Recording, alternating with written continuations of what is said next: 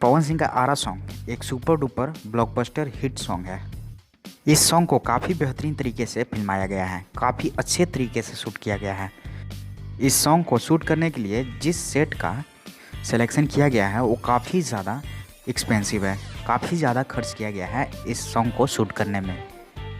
आरा song के video release होने के बाद अब ऐसे वीडियो वायरल हो रहे हैं जो कि इस गाने के शूटिंग वीडियो हैं। इस गाने को शूट करते वक्त किसी ने वीडियो बनाया और इसे वायरल कर दिया।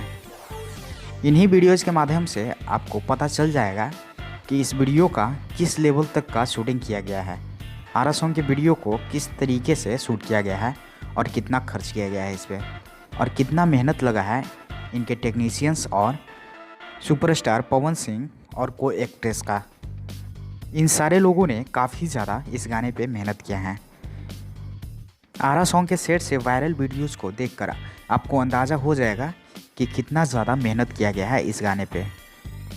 तो आइए आरा सॉन्ग के वीडियो सॉन्ग की शूटिंग का वीडियो देखते हैं।